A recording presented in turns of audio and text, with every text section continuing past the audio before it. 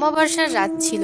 আকাশে এক ফোঁটা চাঁদের আলো নেই, চারিপাশে শুধুই ঘন অন্ধকার। আমি তখন কলেজের ছুটিতে গ্রামে এসেছি।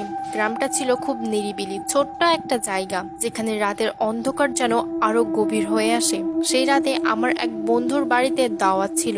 বাড়ি থেকে যাওয়ার জন্য একটা মাত্র পথ ছিল, যা ধান ক্ষেতের ঘেরা। গ্রামে এমন অন্ধকার ছিল যে টর্চ ছাড়া পায়ের সামনে এগোনো অসম্ভব। বন্ধুর বাড়ি থেকে ফিরে আসতে রাত বেশ দেরি হয়ে গিয়েছিল। আমি যখন বাড়ি ফিরছিলাম তখন হঠাৎ বাতাস থেমে গেল, চারিপাশ যেন আরো নিস্তব্ধ হয়ে উঠল।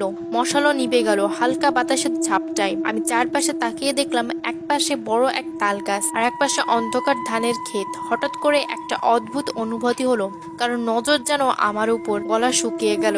এক পা এগোতেই শুনলাম পেছন থেকে কারো হাঁটার আওয়াজ, কিন্তু পেছনে তাকিয়ে কাউকেই দেখতে পেলাম না। আমি দ্রুত হাঁটা শুরু করলাম, আর আওয়াজটা যেন আরো জোরে জোরে আমাকে অনুসরণ করলো। হঠাৎ আমার পায়ের নিচে একটা ঠান্ডা স্পর্শ অনুভব করলাম।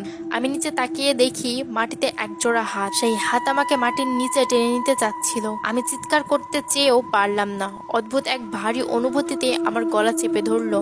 আমি টান মেরে হাত থেকে ছুটে উঠি এবং পাগলের মতো দৌড়াতে শুরু করি। রাস্তার মাঝে হঠাৎ দেখি একটা সাদা পোশাক পরা মেয়ে দাঁড়িয়ে আছে। তার চুলগুলো ছড়িয়ে পড়েছে আর চোখ দুটো যেন আগুনের মতো জ্বলছে। সে এক অদ্ভুত বিকৃত হাসি দিয়ে আমার দিকে তাকালো। আমি পিছনে ঘুরে অন্য দিক দিয়ে দৌড়াতে শুরু করলাম, কিন্তু যতই দৌড়াই রাস্তা যেন শেষ হয় না। চারিপাশে ঘন ধোঁয়ায় ভরে গেল, আর সেই মেয়েটার গলা আমার কানে বাজতে লাগলো, তুমি আমার পথ ছেড়ে দাও, না হলে শেষ হয়ে যাবে। একসময় হঠাৎ আমি পড়ে গেলাম। চোখ মেলে দেখি গ্রামের কয়েকজন মানুষ আমাকে ঘিরে দাঁড়িয়ে আছে।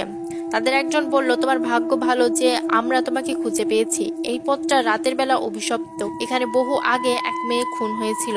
সে রাতে আমি বাড়ি ফিরতে পারলেও আমার শরীর ঠান্ডায় জমে গিয়েছিল। পরদিন সকালে পুরো বিষয়টা কাউকে বলার সাহস পাইনি। তবে আজও সেই অমাবস্যার রাতের অন্ধকার আর সাদা পোশাকের মেয়েটির হাসি আমার স্মৃতিতে ভাসে।